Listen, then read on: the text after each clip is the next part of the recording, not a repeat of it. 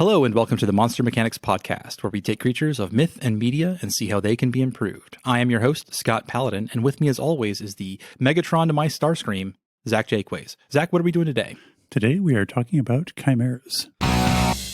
All right, chimeras. Okay, so let's approach these to start with the actual original chimeric legend. Sure. Which was described as being a lion at the front, a goat in the middle, and a snake at the end, which is not how they're typically depicted, because that would imply that you've got like a goat body, a lion head, and a snake tail. Mm-hmm. They're more traditionally depicted as like a creature that has maybe a lion body and then one of each of the three heads. Mm-hmm. Sometimes they'll all be kind of in a row at the front, sort of Cerberus style. Mm-hmm. But sometimes you'll see them weirder where like it'll be a lion head and then they'll have a goat head in the middle, like kind of on the back coming up out of its shoulders. Mm-hmm. And then the snake's head as its tail. The chimera has become sort of a catch-all term for sort of hybrid animals that are sort of made up out of bits and pieces of other ones. Sure. And it has it's funny to me, it was also described as breathing fire. Mm-hmm. And I found this fascinating. Apparently the name came from what is, or at the time, was a place called Mount Chimera, spelled a little bit differently. Interesting. And it was a place that was known for having fires just coming up out of the ground. And it's believed to be a place in Turkey, Lycia in Turkey now. Okay. So I love the idea that somebody was talking about like, oh, this is a mountain where you have fire. And then somebody else was like, it's a monster that, like, it's a game of telephone that we're getting. So it starts off as a mountain, turns into a monster, then turns into a different monster, and then ends up getting named as a genetic condition as well. Yeah. So yeah, that's fun to me. How are they treated in like D&D? In D&D, they're usually a wizard's creation. Typically they have the head of a goat, a dragon, a lion, and then a snake's head usually as the tail. Mm-hmm. And they also throw in some bat wings because why not? Oh yeah, of course, because bat wings are great.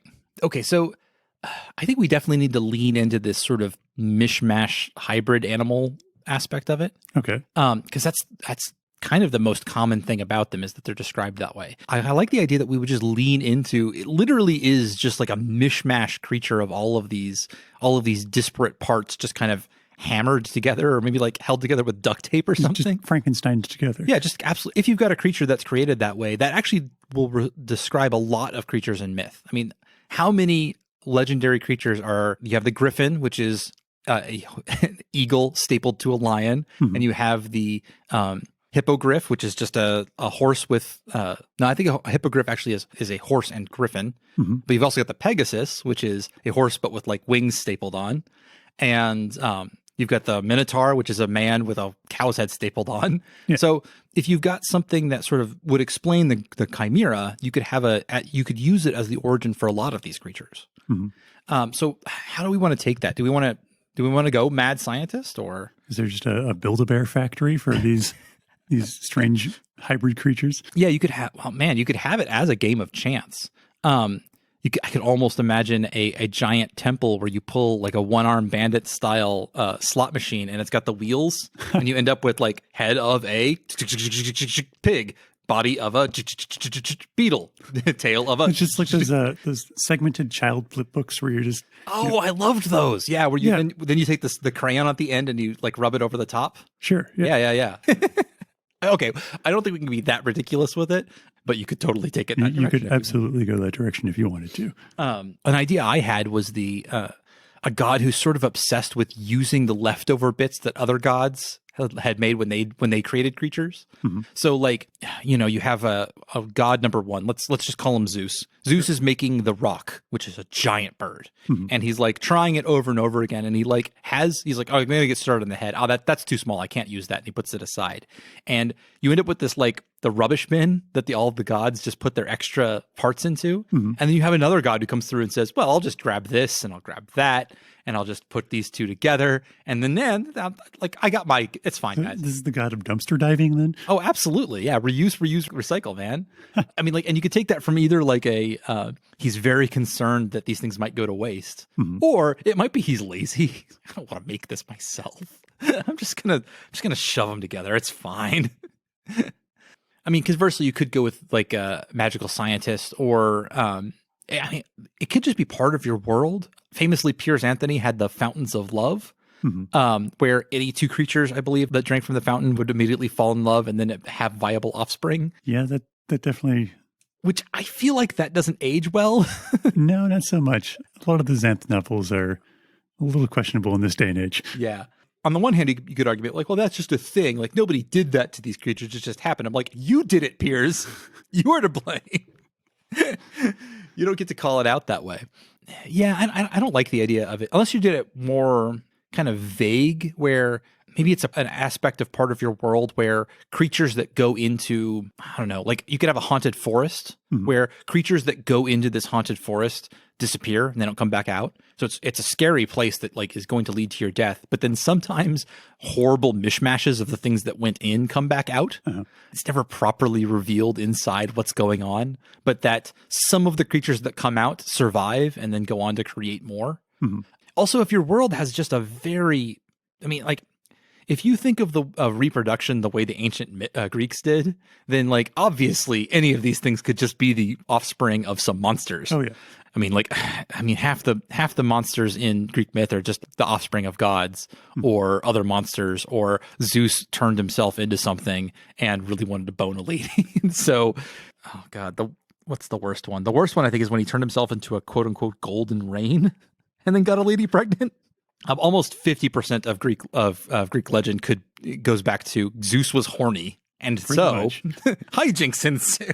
I like the random god, the god who's just sort of cleaning up after everyone. And I think I like the one who's sort of concerned with things not going to waste.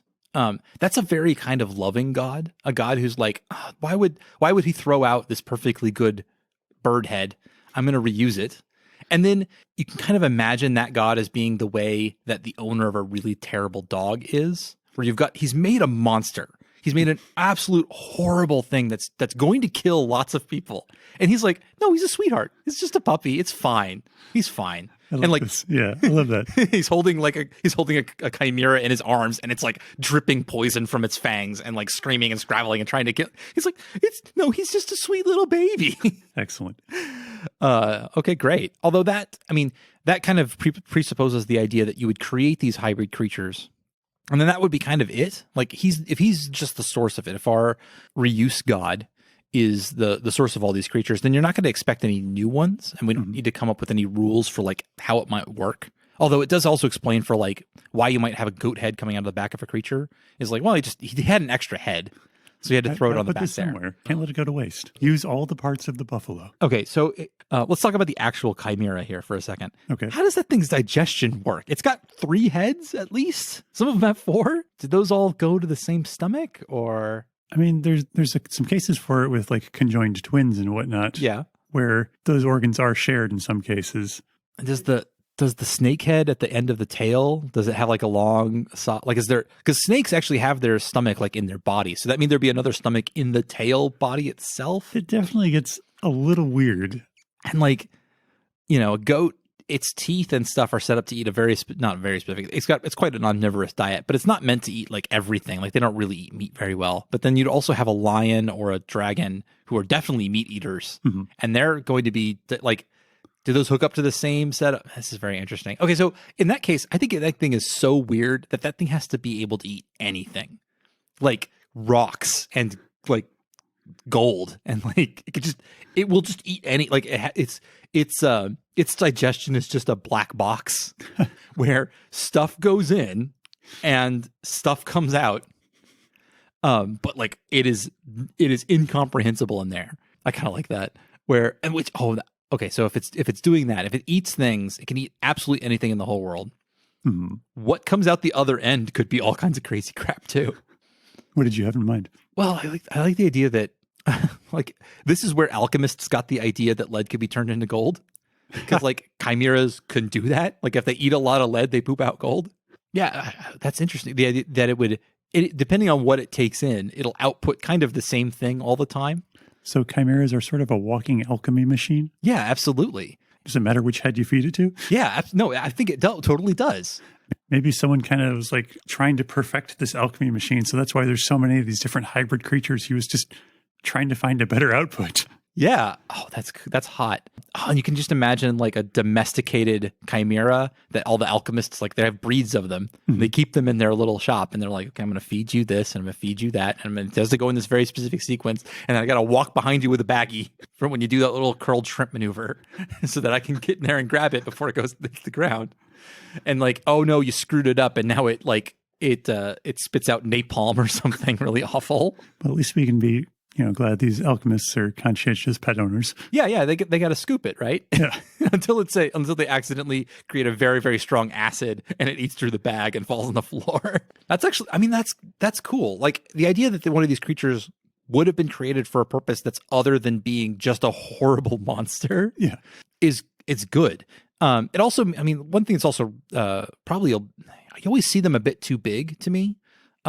Chimeras are always kind of drawn as like truck-sized creatures. Yeah. When like lions are big, but they're not that big. And so like this would be more like the size of something that could like roam around your house. And it's dangerous, but like at least it's not like you have to have like a barn for it to sleep in. Like you could get a dog bed.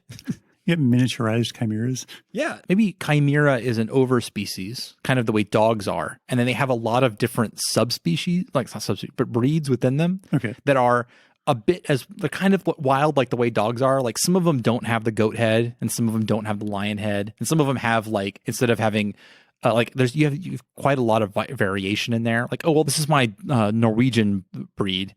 He does, he's got 2 lion heads, but he's very good at making silk whenever I feed him leaves. And like, that's what he does. And it's like, it's very specialized and it only works with the Norwegians, or it works with the best, you get the best yield out of them. In fact, you have to jumpstart the process by feeding a silk worm into the snake head.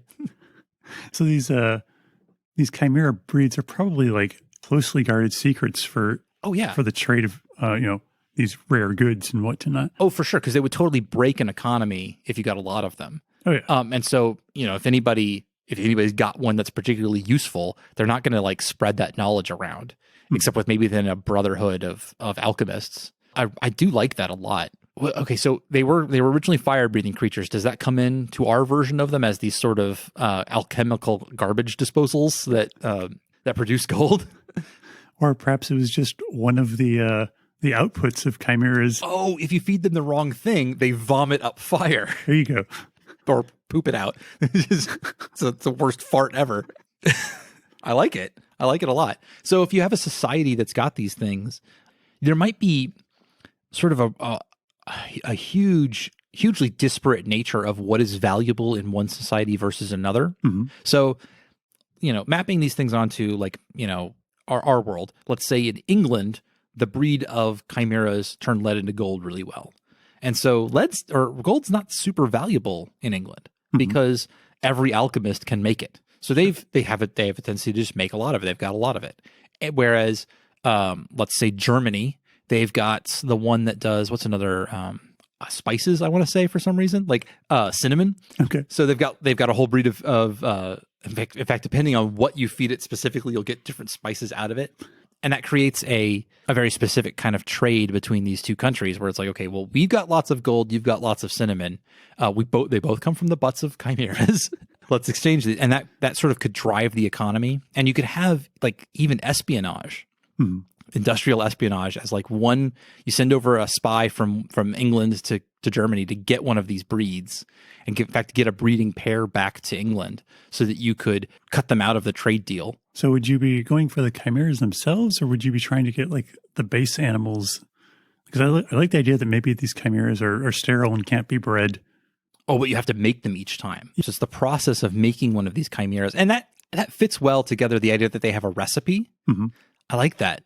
That's good. And it's got to be really weird. Like you got to start with the base animals or some version of them. And then like, you have to have the Eye of Newt kind of stuff in there. Oh, yeah, absolutely. And it has to happen on a certain day that like isn't even like, oh, it happens on the equinox. No, it's got to be like you have a mathematical formula to figure out what day of the month it is, what over the year or whatnot it is. Yeah, that's cool. You couldn't even just have some punter come along and grab a chimera because they're not going to be able, like if you brought them to a new place, they are not going to be able to breed. You have to have trained people who can actually get in there and make these things. Yeah, that's really cool. In fact, at that point, a lot of their components might not even be animal. Like inside their guts, there could be glassware and forges. Interesting. You have to line their stomach with lead or ceramic bricks to withstand the heat, things like that. Yeah, that's really cool. That's hot. You have a whole economy based around these strange creatures that everybody creating these little Frankenstein monsters. I like that idea. That's pretty cool. Okay, so if we're imagining a world that can create these things, then that presupposes a origin for all these other creatures that are like, we've got the chimeras, which are alchemical related. And so that the griffin, for example, is just the same idea applied to, let's say, making a war mount. So you're like, okay, I want a creature that I can ride into battle. In fact, I want to be able to fly into battle in the back of this creature. We use all of the same techniques we use to create chimeras to create a giant bird / lion creature that I can actually get on. That makes a lot more sense out of this world.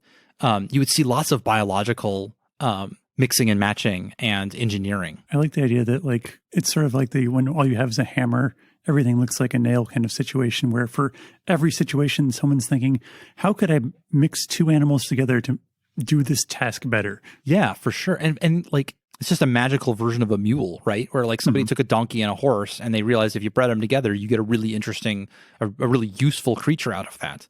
And so in a lot of ways, they might have sort of outcompeted other animals, not probably in the wild, I think, because they can't breed. So they're not going to be like taking over as invasive species, but like nobody might use an actual horse anymore because the, let's say, horse elephant hybrid that you can create is much more useful to actually work your farms with because it's an elephant. It's got all that strength and it's more intelligent than a horse, but it can survive in your more northern climates and maybe it doesn't eat quite so much.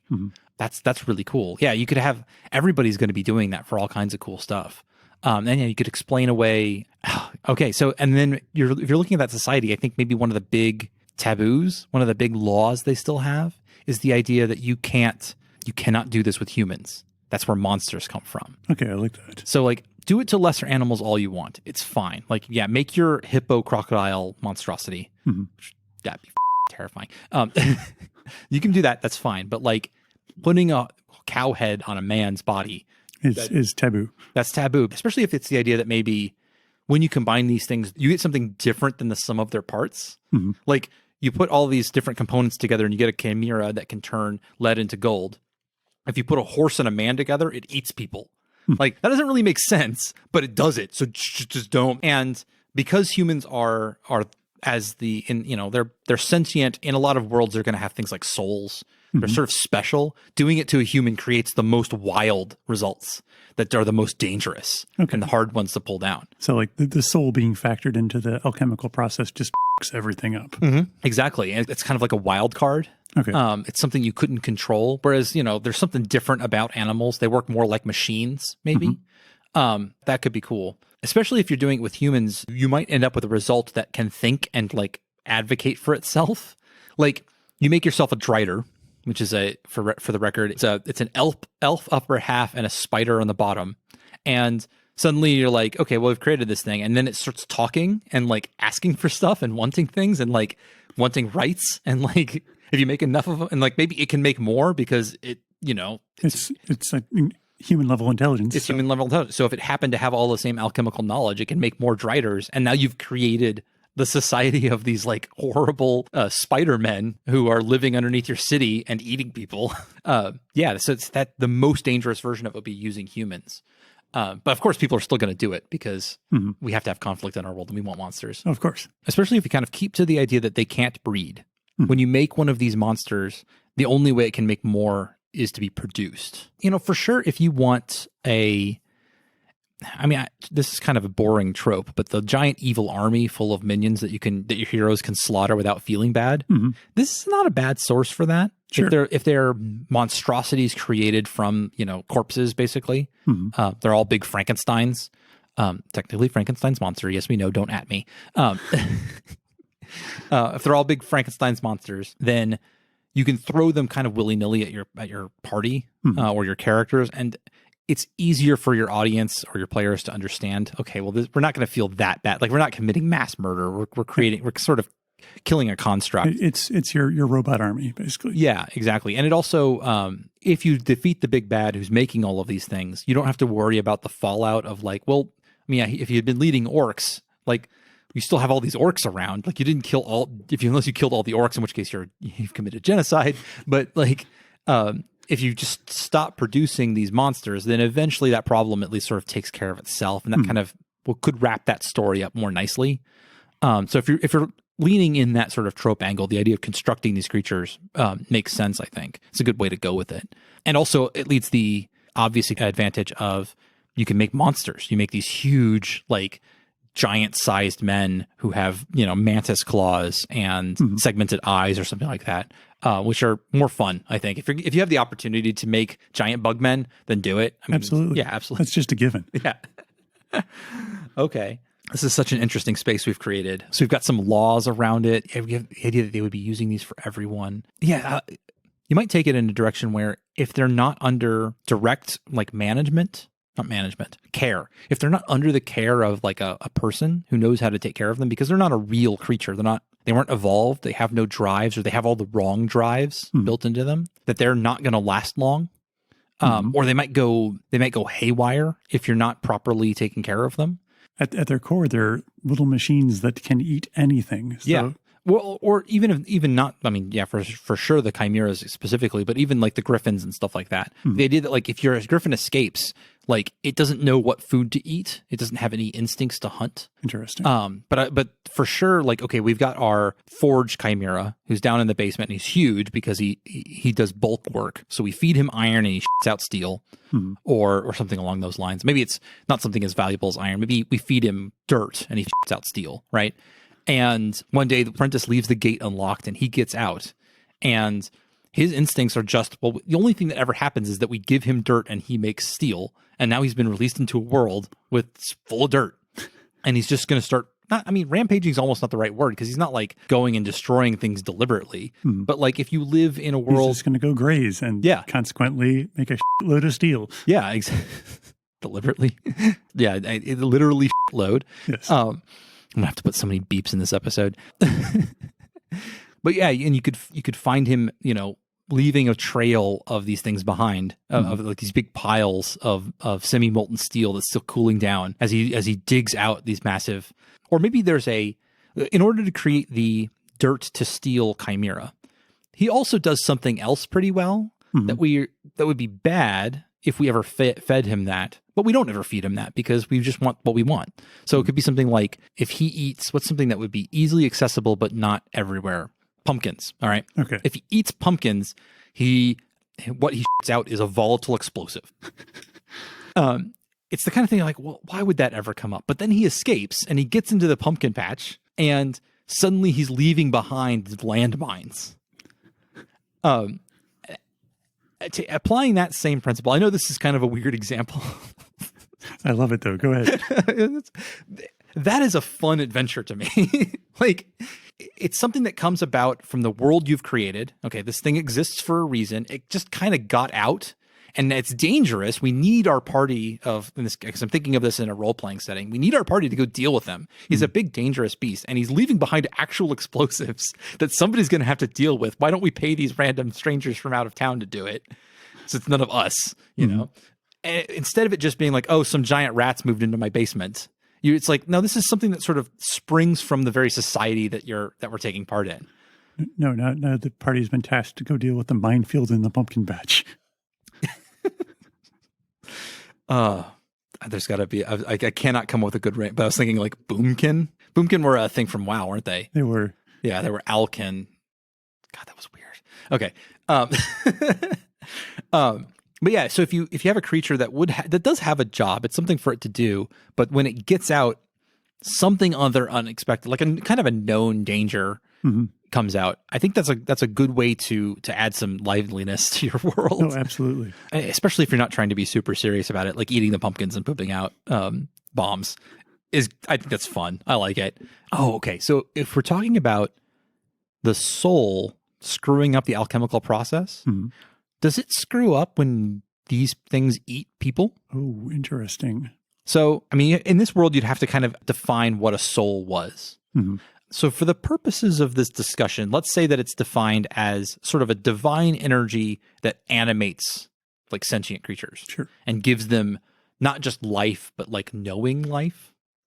And when you throw that into the guts of a chimera that's meant to like transmute things, they can change that that energy. They can change some of it. And they're going to affect it. It's not going to come through just fine, but they can't like destroy it. They can't consume it. Maybe they can break it up into chunks. And so what comes out the other end still has bits of this person's soul in them, changed and like tortured by the guts of a monster. Okay, so let's go back to our dirt to steel monster. Sure. I define these guys can eat anything. So the blacksmith gets into a jealous fire. No. The apprentice kills the blacksmith in a jealous rage or something, or to take over the shop or something. They get into a fight. He disposes of the body by feeding it to the monster downstairs. And then what comes out, you could be very worried about what might come out of a chimera if you throw it unknown stuff. But like maybe this time around, it comes out with like clumps of steel or iron or something like that, like not very good metal, but a metal that you can use nonetheless. So he just uses it. But the bits of that, essentially the haunted metal this thing has created, then become bits and pieces around town and have strange effects that way. Like he makes a knife, and when somebody picks up the knife, it starts talking to them in their mind. Interesting. Telling them about, speaking in the blacksmith's voice about the day when he was murdered. That's hot to me. I like that idea. I mean, you have to get kind of deep into this idea before it becomes useful, but I like it. That is pretty interesting. I also like the idea that kind of taking that in a different direction. By all means. Maybe one of the reasons why these monsters are so horrific is that if they do consume people, like that does destroy the soul. Like it transmutes it to something else. Yeah. Okay. So yeah, it actually does, like it drastically changes it. And where it denies that person their ever after. Yeah, I mean, yeah, it's extra murder. Yeah, I think if you're gonna, for one, on the one hand, yes, it definitely does prevent them from moving on to the afterlife, which I think is a good extra sin to throw on top of it. But you can't pass up the opportunity for it to also make something awful. Oh yeah, that can't be the only source for ghosts in this world, but it could be a possible source for ghosts. Absolutely, or demons, or maybe they took something that was sort of alive and animate, the soul of a human or other sentient, and they make it into something, like they transmute it into something that is without form. It's more like a raw material, but the soul equivalent of a raw material, and you can use that in making other things. Like, interesting. Like all golems must have some bit of that. But if you can't use a regular person's soul, because that's like putting that person into a clay body, and it like maybe the magic doesn't work out, or at the very least you still have that person there, and it's not going to be a golem because it's not going to be a mindless automaton. But if you can get some of the material that came from a chimera that ate a person, when you put it into the golem, it makes motion and makes animus, but it doesn't have any mind. It doesn't have any will, so it allows you to control that thing with your will. Interesting. That's pretty cool. So what do you get out of this this haunted cinnamon? Haunted cinnamon. I forgot about the cinnamon.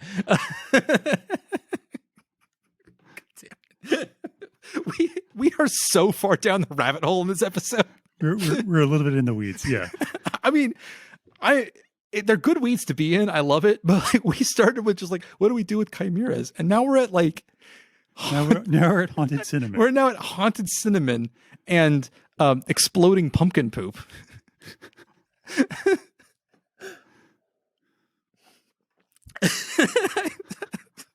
damn it. I mean, I love it. I it's just that we've gone so, it's such a good place that I don't even know where to go from here. Okay, so I mean, we still have the idea of the okay, so maybe depending on what kind of creature you put a human into, you have different results.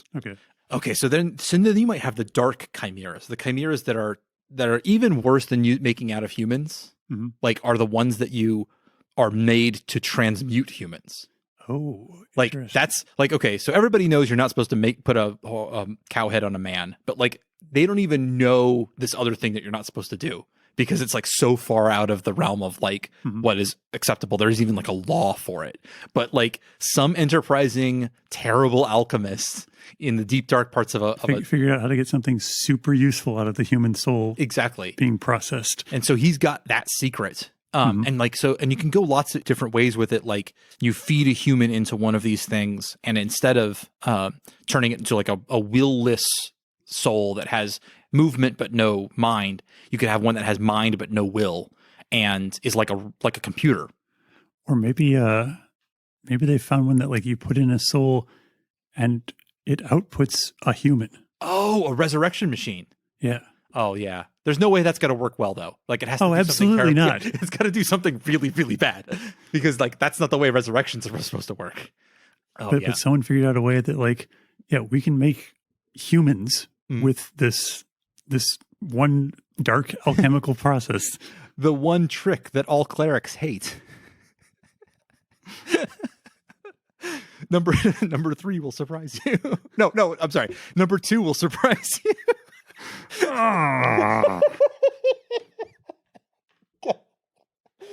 You're a monster. What dark alchemical machine made you? I'm sorry. I couldn't help it. We're so far down the rabbit hole on this one. We haven't even been drinking. This is what we do sober. Oh, God. Yeah, I don't think we're ever allowed to do one of these episodes on drugs. God, no. It probably would be less disjointed. It's probably the fact that we're sober that we're able to do this in such a weird way. Okay, so I love the idea that there's a whole dark art to all of this chimeric making where you use humans as the raw material. Ooh, maybe that's one of the secrets, the deep, dark secrets of these chimeras is that the more powerful ones have to be created using that process. Where the less valuable ones, the dirt to steel, okay, that's not super valuable. That's kind of a workhorse chimera. But the lead to gold or, I mean, if we're working in a D&D world, something like water to healing potion, or something like that. Yeah, one that's like really powerful. The only way to make that chimera is to use raw materials that also use human souls. Because you just need the extra oomph, the extra power to get it there.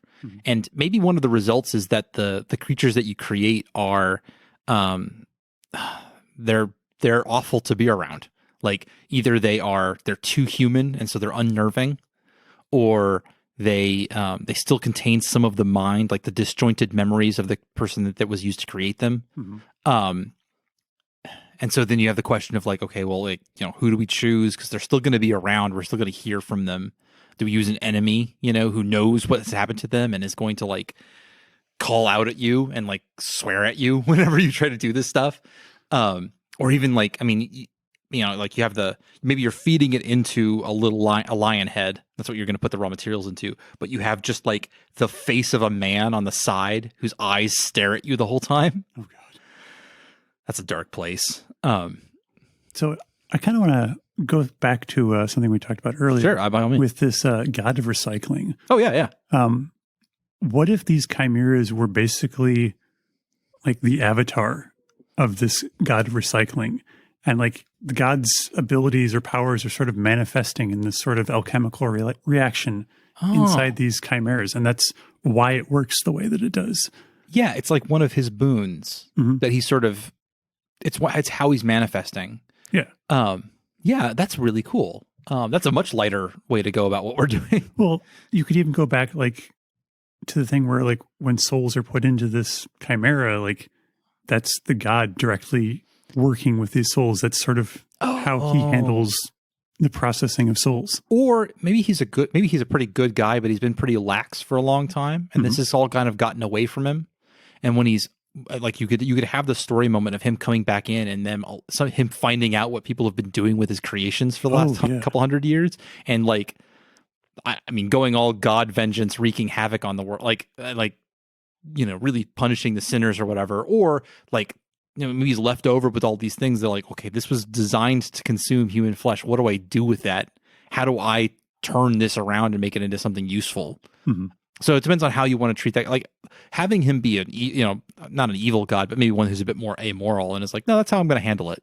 Somebody's going to create these. In fact, maybe there is a specific one handed down by him or created by him, like a recipe that he handed humans and is like, when you need me specifically, like if you need to instantiate a version of me, here's how you make it. and it requires human souls, and it poops out one of my, not just like, these are like the lesser avatars. It poops out one of my actual avatars, like a god embodied. And it happens exactly through that way by kind of rebuilding or reusing all of the sort of refuse of the world to create. That's not a terrible idea. I like that. I like that. Yeah, for sure. The god of reuse. I guess at that point he's not just reuse, but like sort of transmutation. It's going to be sort of a god of change. He could have a really interesting philosophy, or like the idea of like, you got to come up with a nice way to say waste not, want not, but like, fancy it up a bit so that it's not quite so banal. And I think he might, considering what he's chosen to do, which is make horrible patchwork creatures, he might have a real sort of affinity for the strange.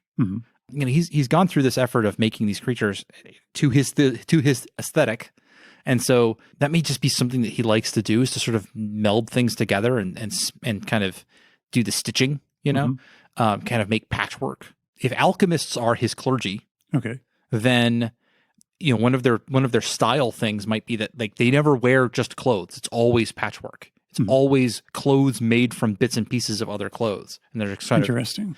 And like repurposed things like this is a bit silly, but like having a pot on top of your head instead of a hat, because like, oh no, well, I couldn't let this hat go to waste, or couldn't let this pot go to waste. It's a perfectly good hat. I'm going to reuse it. I like the idea of the patchwork priesthood. Yeah. Oh, that's a good name. The patchwork priesthood. Oh, that's cool. Yeah. And they're all alchemists, and that's how they go about their work and getting closer to their god. Yeah.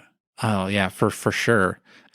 One of his tenets might be, take that which is low and make it high, or something like take that which is refuse and make it useful. So the idea of like taking something really useful, like gold. Gold is quite useful in a lot of ways, or glass or something, and making it into a lesser object, like turning glass to sand.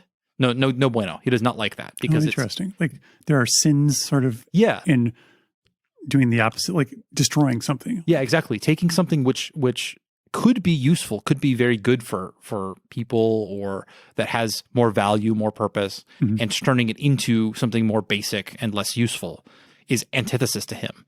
And which puts him against things like entropy.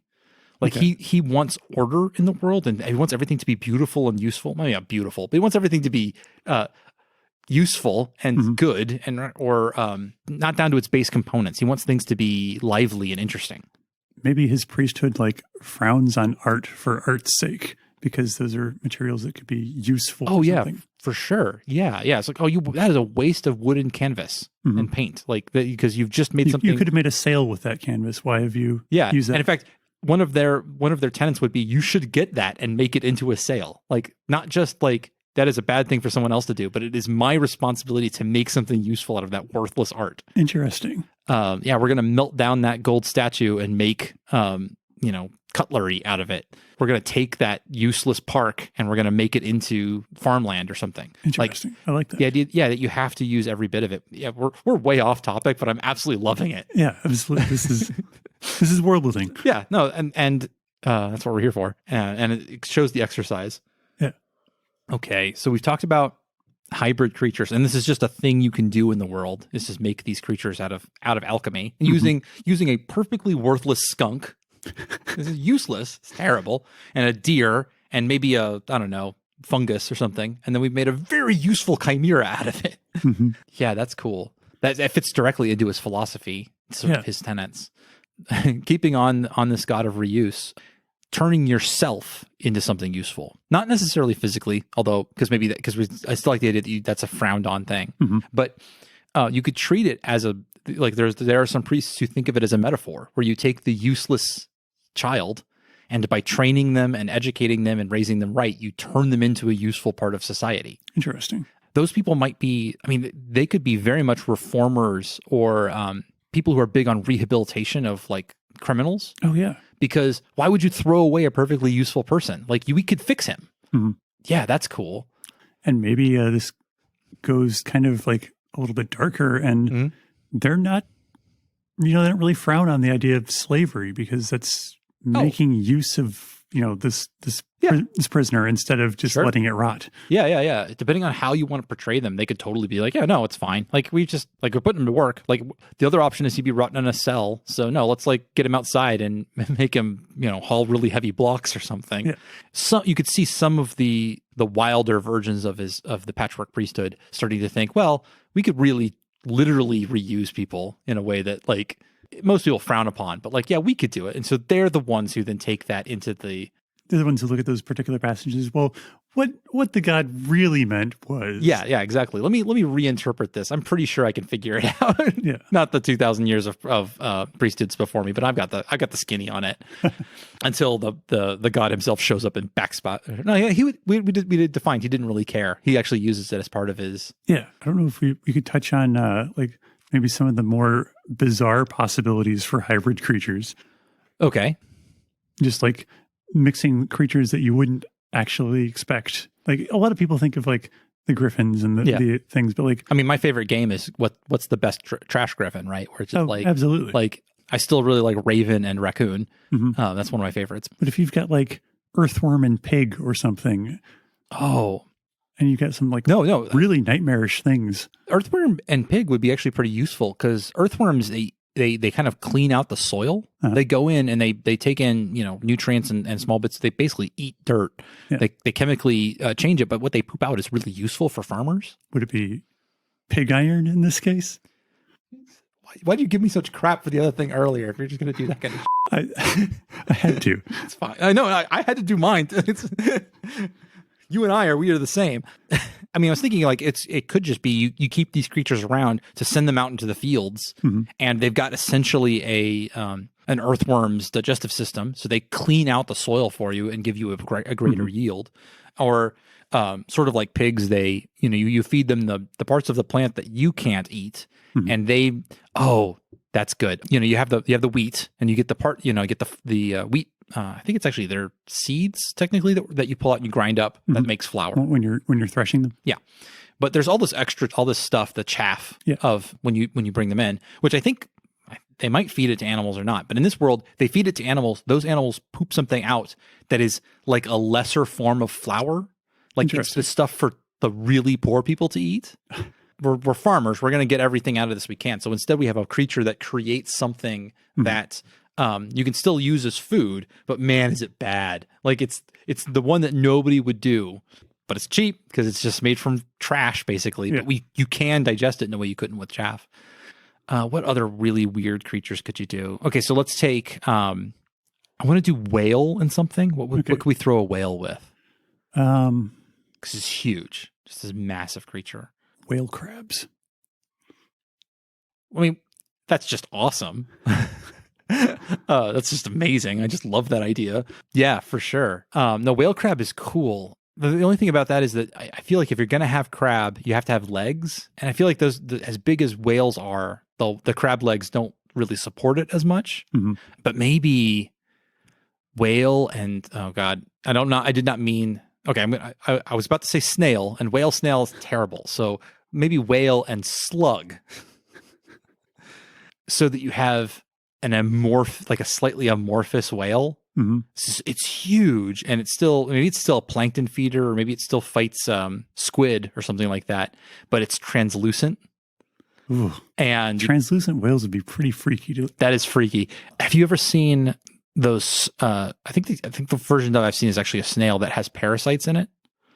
Yeah, I have. Where you can see it through the membrane. Yeah, you can see it underneath its skin, and the parasite. Part of its life cycle, if I remember correctly, is to be eaten by a bird so that it can be pooped out later, or its eggs can be pooped out or something. Sure. So it wants this snail to get eaten, so it has a flashy pattern on it.